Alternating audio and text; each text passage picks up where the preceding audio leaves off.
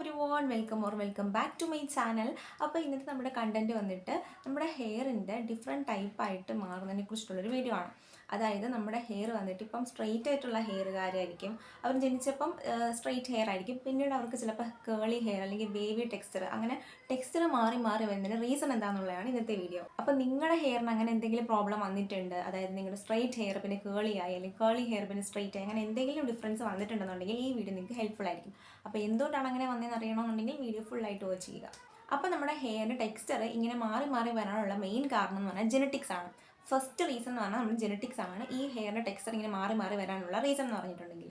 Genetics മാത്രമല്ല, നമ്മുടെ hair ഫോളിക്കിൾസിലുള്ള muscles ഉണ്ടല്ലോ, അതിൻ്റെ ടോൺ ഇങ്ങനെ ചേഞ്ച് ആയിക്കൊണ്ടിരിക്കുന്നതും ഇതിൻ്റെ റീസൺ. അതായത് നമ്മുടെ ജെനറ്റിക്സും അതുപോലെ തന്നെ ഹെയർ ഫോളിക്കിളിൻ്റെ മസിലിൻ്റെ ടോണും ഈ ഒരു നമ്മുടെ ഹെയറിൻ്റെ ടെക്സ്ചർ ചേഞ്ച് ആവുന്നതിന് വലിയൊരു പങ്ക് വഹിക്കുന്നുണ്ട്. അപ്പോൾ ജസ്റ്റ് നിങ്ങൾക്ക് ബേസിക് ആയിട്ട് എന്താണ് അതിൻ്റെന്ന് പറഞ്ഞ് മനസ്സിലാക്കി തന്നതാണ്. അപ്പോൾ നമുക്ക് ഡീറ്റെയിൽ ആയിട്ട് എന്തൊക്കെ കാരണങ്ങൾ കൊണ്ട് നമ്മുടെ ഹെയറിൻ്റെ ടെക്സ്ചർ ഇങ്ങനെ മാറി മാറി മാറി വരാം, എങ്ങനെ നമുക്കതിനെ പരിഹരിക്കാമെന്ന് കാണാം. അപ്പോൾ നമ്മുടെ ഫസ്റ്റ് റീസൺ വന്നിട്ട്, ഇപ്പോൾ നമ്മുടെ ഹെയർ ഇങ്ങനെ ഗ്രോ ചെയ്തുകൊണ്ടിരിക്കത്തില്ലേ, ആ ഒരു ടൈമിൽ ചിലർക്ക് ഈ മസിൽ ടോൺ ഉണ്ടല്ലോ അവിടെ ചെറിയ ചേഞ്ച് എന്തെങ്കിലും ഉണ്ടാവും. അപ്പോൾ അങ്ങനെ ചെറിയ ചേഞ്ച് ഉണ്ടാകുമ്പോഴാണ് മുടി, ഇപ്പോൾ സ്ട്രെയിറ്റ് ആയിട്ടുള്ള മുടിവരുണ്ടല്ലോ അവരുടെ മുടി ജസ്റ്റ് ഒന്ന് കേളിയായി മാറുന്നത് കണ്ടിട്ടുണ്ട്. അപ്പോൾ എൻ്റെയൊക്കെ സ്ട്രെയിറ്റ് ഹെയർ ആയിരുന്നു ഞാൻ ജനിച്ച ടൈമിൽ.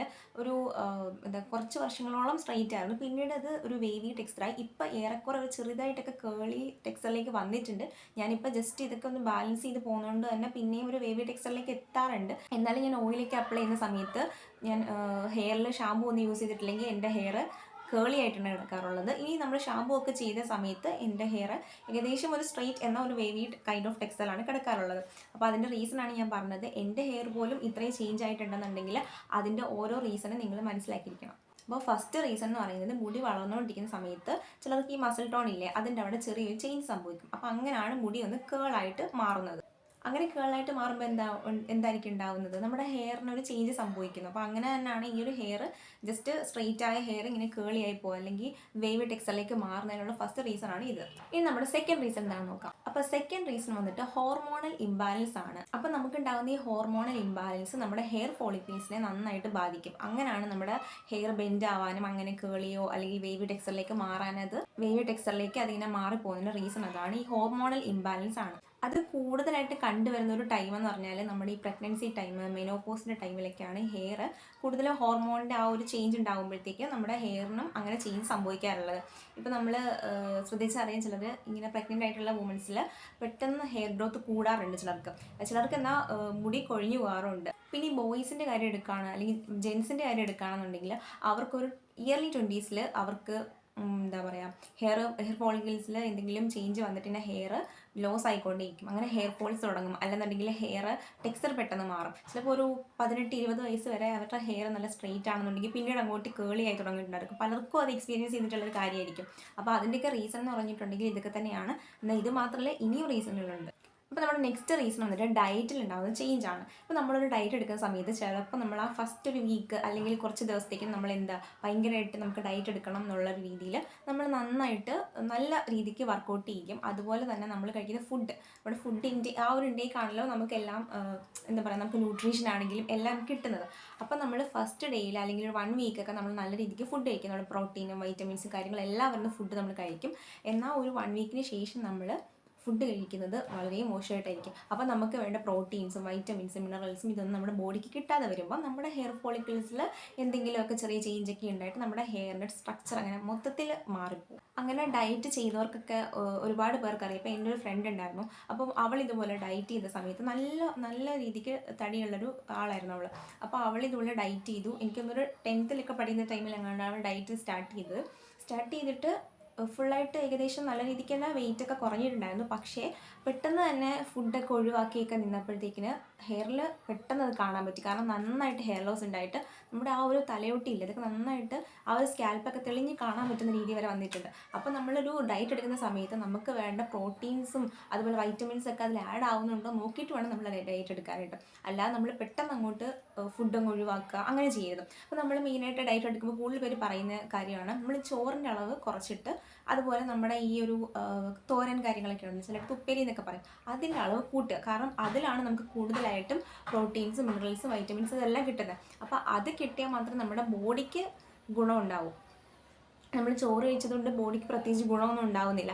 എന്നാൽ നമ്മൾ ഇങ്ങനെയുള്ള ഇലക്കറികളും അതുപോലെ തന്നെ നട്ട്സും കാര്യങ്ങളൊക്കെ കഴിക്കുമ്പോഴാണ് നമ്മുടെ ബോഡിക്ക് അത് നല്ലതായിട്ട് വരുന്നത്. അപ്പോൾ നമ്മൾ ഡയറ്റ് ചെയ്യുമ്പോൾ നല്ല പ്രോപ്പറായിട്ട് ഡയറ്റ് എടുക്കുക, നല്ല രീതിക്കൊരു ഡയറ്റ് എടുക്കണം. വെറുതെ പോയിട്ട് ചോറ് കുറച്ച് വണ്ണം കുറയ്ക്കുക, അല്ലെങ്കിൽ ഫുഡ് അവോയ്ഡ് ചെയ്ത് വണ്ണം കുറയ്ക്കുക, അങ്ങനെയല്ല നമ്മൾ ചെയ്യേണ്ടത്. നിങ്ങൾക്ക് ഡയറ്റിനെ കുറിച്ച് ഒന്നും അറിയില്ല എന്നുണ്ടെങ്കിൽ നല്ലൊരു ഡയറ്റീഷ്യനെ കാണുക, അല്ലെന്നുണ്ടെങ്കിൽ അല്ലെങ്കിൽ യൂട്യൂബിൽ സെർച്ച് ചെയ്ത് നല്ല രീതിക്കുള്ള ഡയറ്റൊക്കെ കിട്ടുമല്ലോ. അപ്പോൾ അങ്ങനെ നിങ്ങൾ സെർച്ച് ചെയ്തിട്ട് നല്ലൊരു ഡയറ്റ് നിങ്ങൾ തന്നെ കണ്ടുപിടിക്കുക.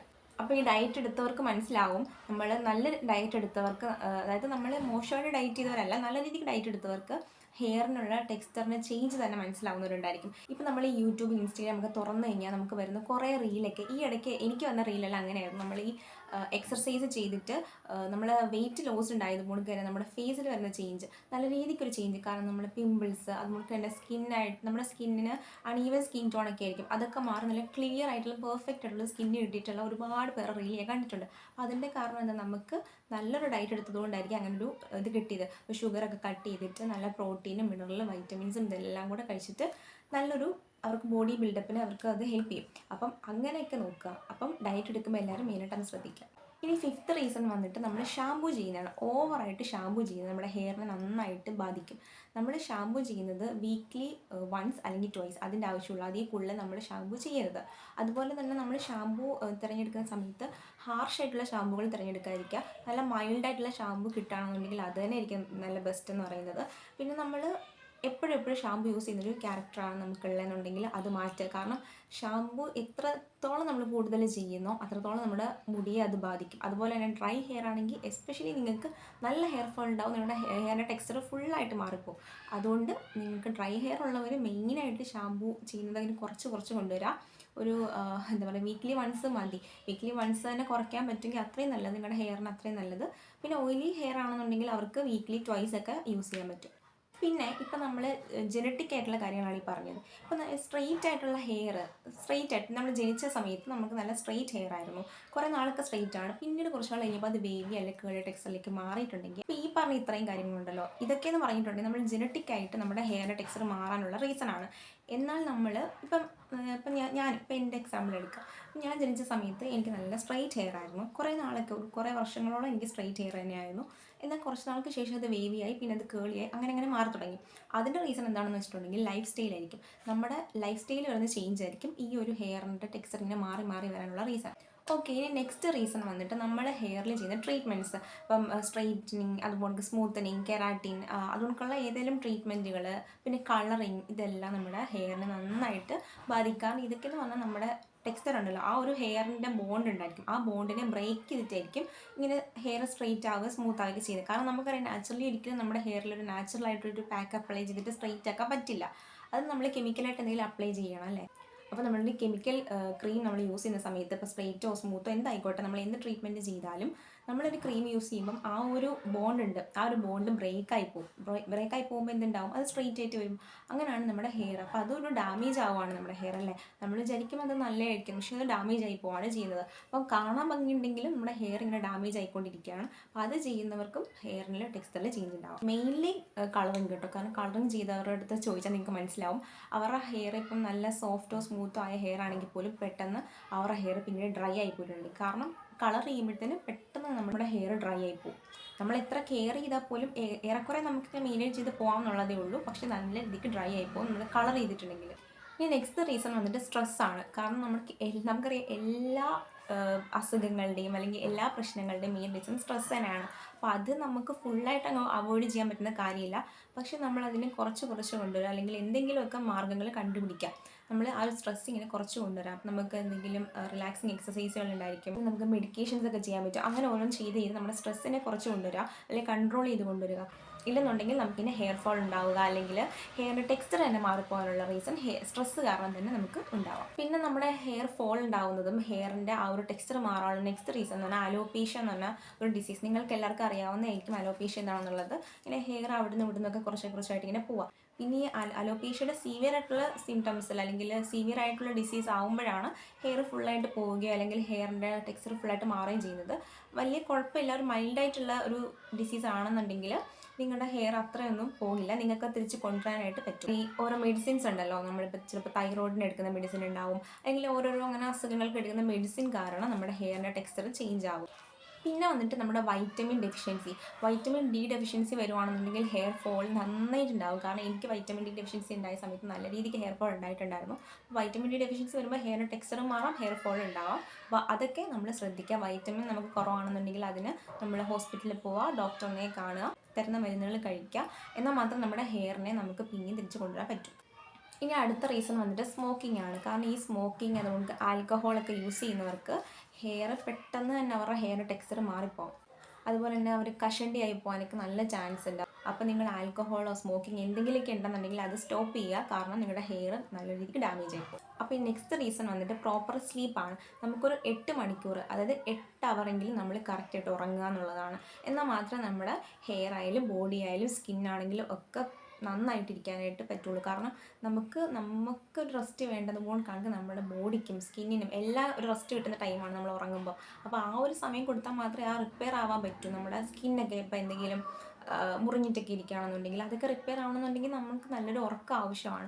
ആ ഒരു ടൈമിലാണെങ്കിൽ റിപ്പയർ ആയിക്കൊണ്ടൊക്കെ ഇരിക്കുന്നത്. അപ്പോൾ ഏതൊരു കാര്യത്തിനും ഉറക്കം മസ്റ്റാണ്. പിന്നെ ലാസ്റ്റിലത്തെ റീസൺ വന്നിട്ട് നമ്മുടെ ബോഡി എപ്പോഴും ഹൈഡ്രേറ്റ് ആക്കി വെക്കുക എന്നുള്ളതാണ്. കാരണം നമുക്കറിയാം, നമ്മൾ ഏതൊരു അസുഖത്തിനും നമ്മൾ ഫസ്റ്റ് പറയുന്നതായിരിക്കും വെള്ളം കുടിക്കുക എന്നുള്ളത്. അപ്പോൾ നമ്മുടെ ബോഡി ഹൈഡ്രേറ്റ് ആക്കി വെച്ചാൽ മാത്രമേ നമ്മുടെ എല്ലാ അസുഖങ്ങളും നമുക്ക് മാറ്റി വെക്കാൻ പറ്റും.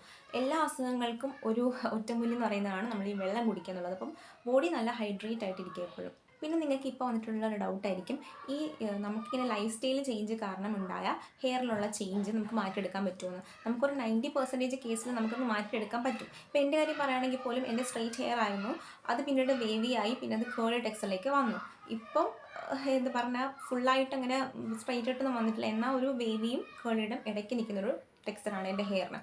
അപ്പോൾ അത് മാറ്റിയെടുക്കാൻ പറ്റുമെന്ന് വെച്ചിട്ടുണ്ടെങ്കിൽ നല്ല ഫുഡ് കഴിച്ചിട്ട്, അതുപോലെ തന്നെ നല്ല രീതിക്ക് നമുക്ക് വൈറ്റമിൻസ് കാര്യങ്ങളൊക്കെ ഇൻക്ലൂഡ് ചെയ്ത ഫുഡൊക്കെ കഴിക്കുകയാണെന്നുണ്ടെങ്കിൽ ചിലപ്പം നമുക്കത് മാറ്റിയെടുക്കാൻ പറ്റും. പക്ഷെ നമുക്ക് എല്ലാ കേസിലും അങ്ങനെ മാറണമെന്നില്ല. ചിലപ്പോൾ നമുക്ക് അത്ര ചേഞ്ച് ആയിട്ടുണ്ടെന്നുണ്ടെങ്കിൽ അത് പിന്നെ തിരിച്ച് വരണം എന്നില്ല. അപ്പോൾ നല്ലൊരു ഡയറ്റ് ഫോളോ ചെയ്താൽ മാത്രം നമുക്ക് വൈറ്റമിൻസ് കാര്യങ്ങളൊക്കെ നമ്മുടെ ബോഡിക്ക് കിട്ടുള്ളൂ. അപ്പോൾ ഈ ബോഡിക്ക് കിട്ടുന്നതാണ് നമ്മുടെ ഹെയറിലേക്കും നമുക്ക് പോകുന്നത്, ഹെയറിലും സ്കിന്നിലും ഒക്കെ പോകുന്നത് അല്ലേ.